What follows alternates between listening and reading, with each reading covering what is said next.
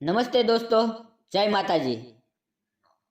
આજે એક એવી વાત કરવાની છે કે સાંભળતા સાંભળતા તમારી આંખો ભીની થઈ જશે અને દિલમાંથી એક અવાજ આવશે, માં તો માં છે યાર. એને ક્યારેય બોજ ના સમજવું. આ વાત છે એક નાનકડા ગામની, એક વિધવા માની અને એના 3 દીકરાઓની, જેમણે માની જગ્યાએ પોતાના સપના પસંદ કર્યા અને જિંદગીએ એમને એવી સજા આપી કે આજે એ લોકો પોતે જ બોજ બનીને જીવે છે. ગામનું નામ હતું રામપુરા. રાજકોટ શહેરની પાસે એક એવું ગામ જ્યાં ન પાકી રસ્તા હતા, ન સારું હોસ્પિટલ, ન સ્કૂલ, ફક્ત ધૂળ ભરેલા રસ્તા અને તૂટેલા મકાનો. એ જ ગામમાં રહેતી હતી કમલાબેન, એક વિધવા માતા.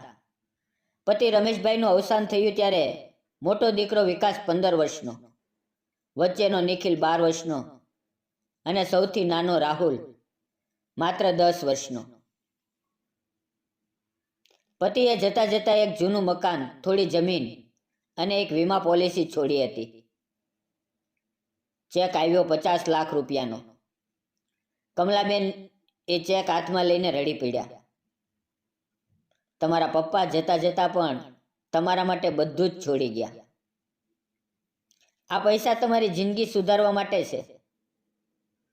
પણ દીકરાઓના દિલમાં એ વાત ન ઉતરી. મોટો વિકાસ બોલ્યો, આમાં શું મોટી વાત છે માં? દરેક પિતા પોતાના બાળકો માટે કંઈક છોડે જ છે. કમલાબેનનું દિલ એકદમ તૂટી ગયું. પણ તેણે ચૂપ રહીને ચેક તકિયા નીચે મૂકી દીધો. હવે વર્ષો વીત્યા, દીકરાઓ મોટા થયા, નાનો નાનો મોટો વેપાર કરવા લાગ્યા, પણ દિલમાં શહેરના સપના પડ્યા હતા. ગામનું જૂનું મકાન એમને બોજ લાગવા લાગ્યું.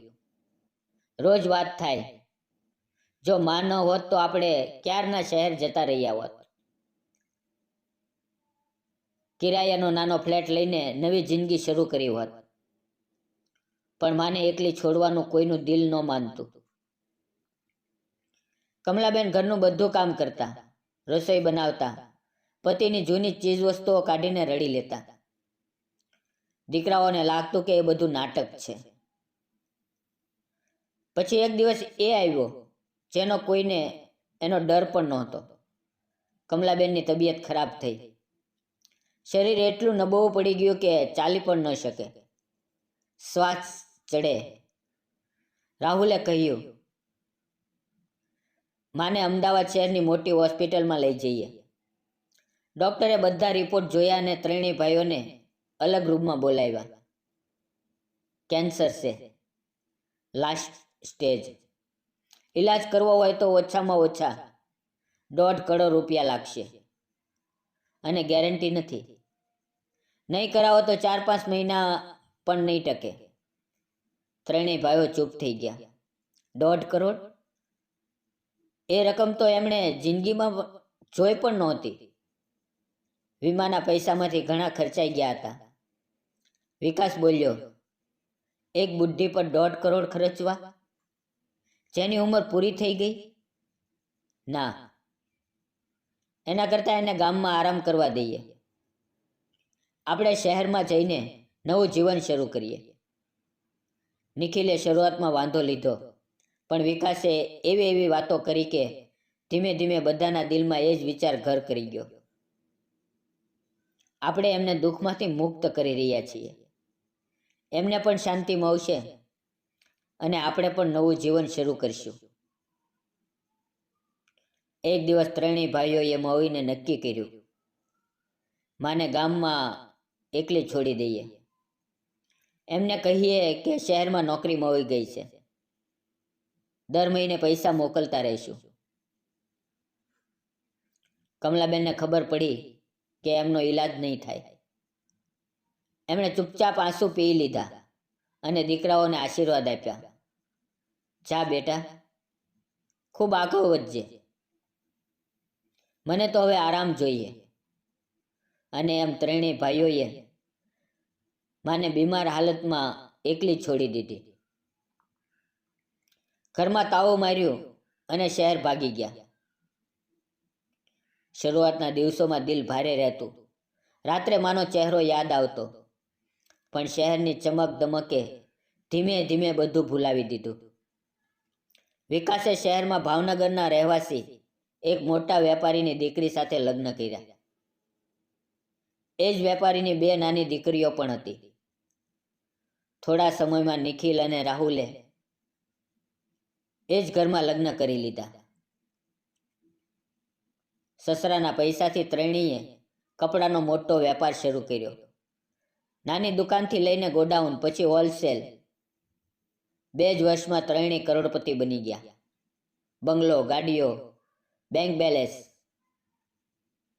લાગવા લાગ્યું કે જાણે માનો બોજ ઉતરતા જ કિસ્મત ચમકી ગઈ.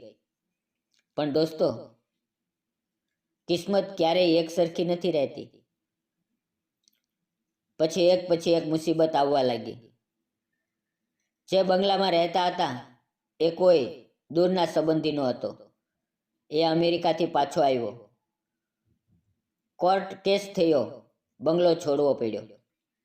વેપારમાં નુકસાન, ગોડાઉન બંધ, દુકાનો ખાલી. ભાઈઓ વચ્ચે ઝઘડા. પત્નીઓએ તાના મારવાનું શરૂ કર્યું. છેવટે એક રાતે વિકાસ બોલ્યો, લાગે છે માની બદદુઆ લાગી ગઈ. આખરે નક્કી કર્યું કે ગામની જમીન અને જૂનું મકાન વેચી નાખીએ. જેમ હવે એમાંથી ફરી શરૂઆત કરીએ. એક જૂની જીપ ભાડે કરી પત્ની બાળકો સાથે ગામ તરફ નીકળ્યા.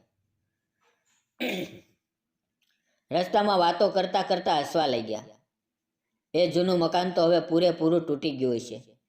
કોઈકને થોડા પૈસા આપીને સાફ કરાવશું. જમીનની કિંમત તો હવે ઘણી વધી ગઈ છે. ગામડે પહોંચ્યા, પણ જે જોયું એ જોઈને ત્રણેયના હોશ ઉડી ગયા. જૂના ઓસરીવાળા મકાનની જગ્યાએ એક ભવ્ય 3 માળની હવેલી ઊભી હતી. આંગણું સાફ કરેલું હતું, ચણતર કરેલું હતું, ફૂલોના છોડ, ઝૂલો અને વચ્ચે એક ચમકતી સંગેમરમરની કબર. કબર પર લખેલું હતું, અહીં મારા 3 દીકરા દફન છે, જેમણે પોતાની માને બીમાર હાલતમાં એકલી છોડી દીધી હતી. ત્રણેયના પગ લડખડી ગયા. અચાનક પાછળથી એક અવાજ આવ્યો, બેટા તમે આવ્યા? પાછળ વળીને જોયું તો સામે કમલાબેન ઊભા હતા. એકદમ તંદુરસ્ત, ચહેરા પર ચમક, શાંતિ, અને એમની બાજુમાં એક પોલીસ યુનિફોર્મ વાળો જુવાન. એ જ એમનો ગુમ થયેલો મોટો દીકરો ઈશાન. કમલાબેન ધીમે અવાજે બોલ્યા, જ્યારે તમે મને બીમાર, અશક્ત જોઈને એકલી છોડીને ભાગી ગયા, એ જ દિવસે ઈશાન પાછો આવ્યો. નાનપણમાં જેને અકસ્માતમાં છીનવી લીધો હતો, એ મને શોધતો શોધતો પાછો આવ્યો. એણે મારો પૂરો ઈલાજ કરાવ્યો, મને નવું જીવન આપ્યું. મેં મારી પૂરી જમીન, આ મકાન, બધું જ ઈશાનના નામે કરી દીધું છે. આજે અહીંયા એનું ઘર છે, એના બાળકોનું ઘર છે, મારા પૌત્ર પૌત્રીઓનું ઘર છે. અને તમે અહીંયા શું લેવા આવ્યા? વિકાસ ગુસ્સામાં બોલ્યો, આ તો અમારી જમીન છે, અમારો હક છે. કમલાબેને એક જોરદાર થપ્પડ મારી અને કહ્યું, જે દીકરો પોતાની માને બીમાર હાલતમાં એકલી છોડી દે, એનો કોઈ હક નથી.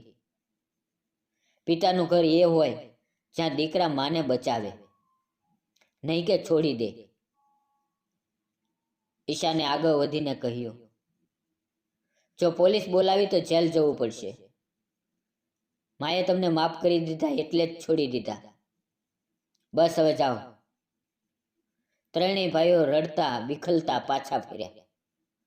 આજે શહેરમાં નાનકડા ભાડાના મકાનમાં મજૂરી કરીને જીવે છે. પત્નીઓ તાના મારે છે, બાળકો સવાલ કરે છે, પણ એમને ખબર છે કે એમની આ હાલત એમણે જ પોતાના હાથે બનાવી છે. જે દિવસે માને એકલી છોડી એ જ દિવસે એમની કિસ્મત પણ એકલી પડી ગઈ. દોસ્તો, મા બાપના પગ નીચે જન્નત છે એ વાત સાચી છે.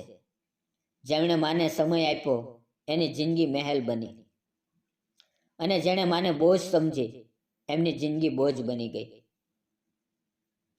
મિત્રો, આજે જ વચન લ્યો, પોતાના મા બાપને ક્યારેય એકલા નહીં છોડવા. ભલે દુનિયા પૂરી મળે પણ માની દુઆ ન મળે ને તો બધું વ્યર્થ છે. મિત્રો, વિડીયો પસંદ આવ્યો હોય તો લાઈક કરજો.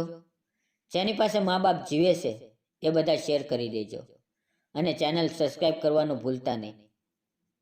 અને મિત્રો, તમે કયા શહેરથી કયા ગામડેથી આ વિડીયો જોઈ રહ્યા છો તે જરૂર કોમેન્ટમાં લખજો.